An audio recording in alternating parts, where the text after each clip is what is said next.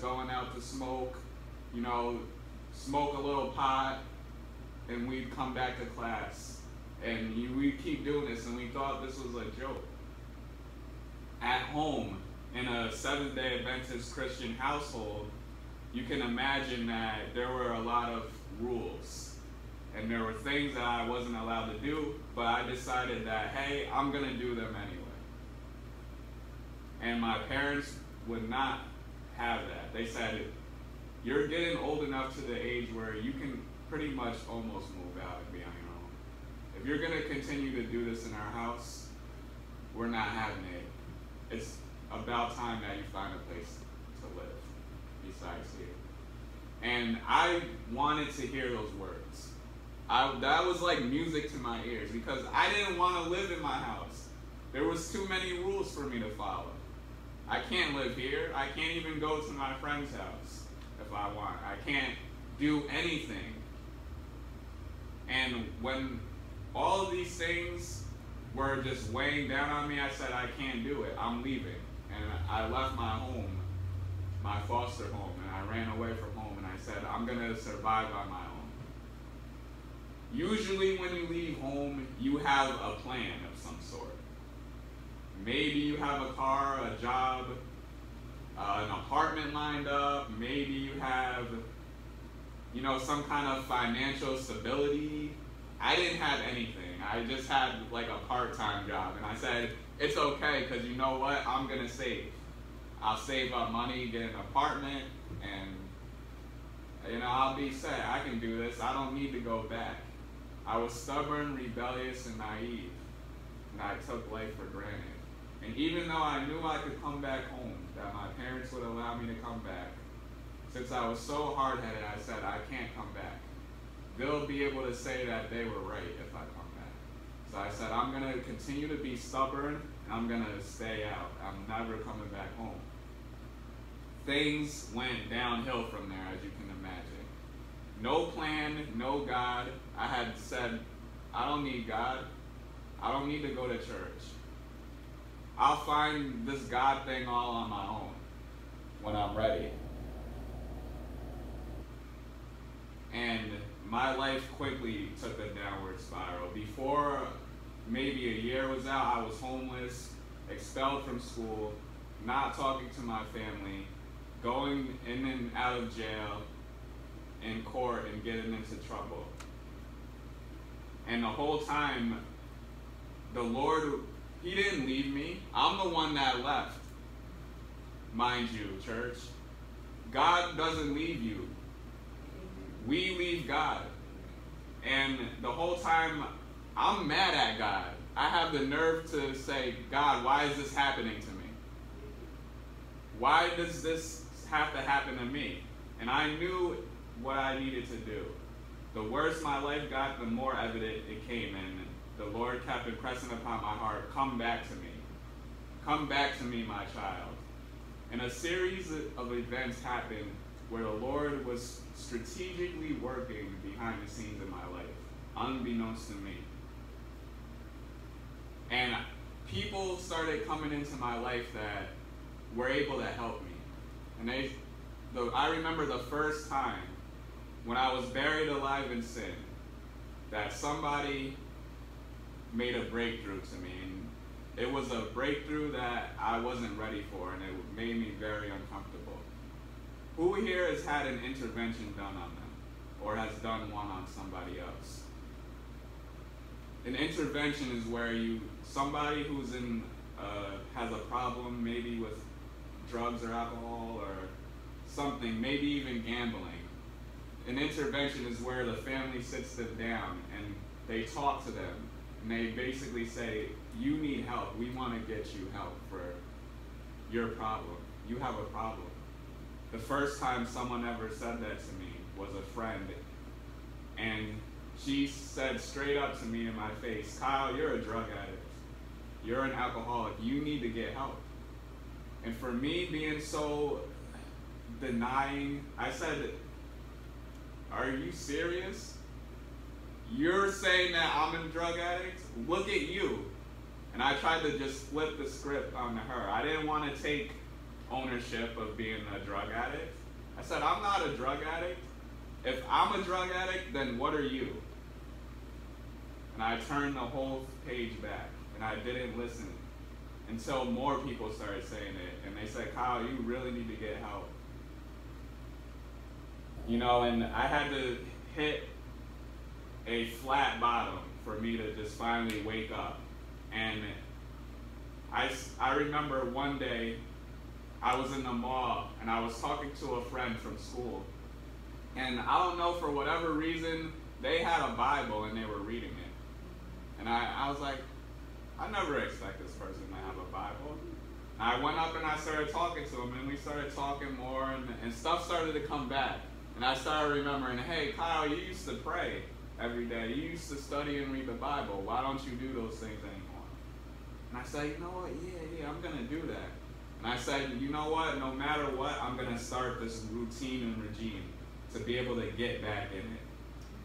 And during this time was very, very rough for me because I was overcoming substance abuse. I had become addicted to prescription pills, to chemically dependent upon alcohol, and I just wasn't like physically healthy at all.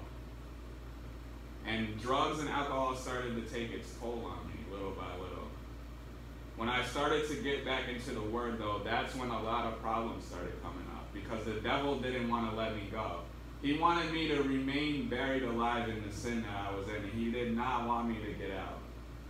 And when I opened my Bible one day, I remember that I had opened to a scripture, and it was a promise verse. And when you read a promise verse in the Bible, you're usually happy and you're filled with joy. But when I read this particular verse, my life was so dark that as I started to read it, I didn't believe in what it was saying. And this never had happened to me. I usually read the Bible and I'm filled with joy and happiness. But when I read this verse, I just felt despair, discouragement, everything. And I felt like a presence in my room. And a voice said, this isn't for you. This verse that you're reading doesn't apply to you because you left the church. Look at all the stuff you did. This verse is not meant for you. And I was just paralyzed with fear. I couldn't even move. The only thing I could do was drop to my knees and pray. And as soon as I prayed, that presence left. And I felt God's presence in my room and encouraging me to continue on. And I kept reading and I kept reading until that promise started to ring true in my life. And I started to believe. Christ tore down the walls of sin, despair, and evil in my life when I allowed him to. And that was the key thing. Because a lot of people in the church today, they say they know Christ, they say they're here for Christ, and that they're walking with the Lord. But there's still some spiritual strongholds that are set up in their lives. But they're not able to tear them down. And that was my problem. I thought all of this stuff in my life, I can fix it. I don't need anything, no help. I can do it. And then the more my life progressed, I seen just how much and how powerless I was over these things and these evils. So the Lord made a breakthrough. And God, once I prayed, he made a breakthrough with speed. With speed. And I'm talking about maybe within a week, I was back in church, and just going back for me now. It wasn't because people were making me. And I was in a program, Alcoholics Anonymous and Narcotics Anonymous, to get help. I was going to treatment programs, and I was filling my life with people that were healthy for me. The Lord started to turn my life around little by little, and I started to go to church to hear the message, not to see people, not to just be there. When I went to church, the Lord spoke directly to me. And it was an undeniable fact because I felt like everything the preacher was saying, he seen my life. I wanted to ask him, are you following me during the week? Because everything you're talking about is pertaining to me. And I said, I got to get back to church next week. because I got to know how to get through the week. If I don't get here, I'm not going to hear the important information. And I kept coming back, and I kept coming back. And there were a lot of roadblocks, a lot of slips, a lot of falls. But I kept pushing forward, and I kept striving, and the Lord kept putting people in my life that would encourage me, and starting with the church. And I had made a vow, and I said, I want to become a pastor. I want to share this message with other people because of what God has done for me. And the men of the church and the women, they immediately stood up and they said, we're going to be 100% behind you when you do this. Whatever you need, just don't even ask. We're here for you. And once I seen all this love and this encouragement, I started to realize, hey, God loves me. This is real. This is real stuff. When I said I wanted to become a pastor, I wasn't really like ready for what was next. Because when I said that, boy, the Lord said, all right, you want to be a pastor? I got some stuff for you to do now. And I had to do a lot of homework because they said, well, if you want to be a pastor, where are you going to go to school? What are you going to do? Do you know how to become a pastor? And honestly, I didn't. But I did my homework and I found out everything I need to do. And they said, good, you're going to do that. And that's what I did. I continued to push forward. And my family started to come in my life again. That I had pushed away and I didn't want to talk with them. They started coming back in my life. I was able to be reinstated in college after getting kicked out. I was able to make amends. I started staying out of jail and off the street. Go figure. And you know, the Lord just started to restore everything. Everything started to be restored. Whether it was financial, family, everything. You know, and I was looking back on my life and thinking, man, if it had not been for the Lord on my side, where would I be right now? Sometimes I look back and I think, man, I wish I wouldn't have did that. Or man, if this wouldn't have happened. But I know if it had not been for the Lord, I would still be buried alive. I would still have no way out. So church, as I close, I just want to send you off with a few words of encouragement. Whether you're buried alive in sin or not, this is between you or God. But I want us to remember that sin should not be our master, because we are not under the law but under grace, church.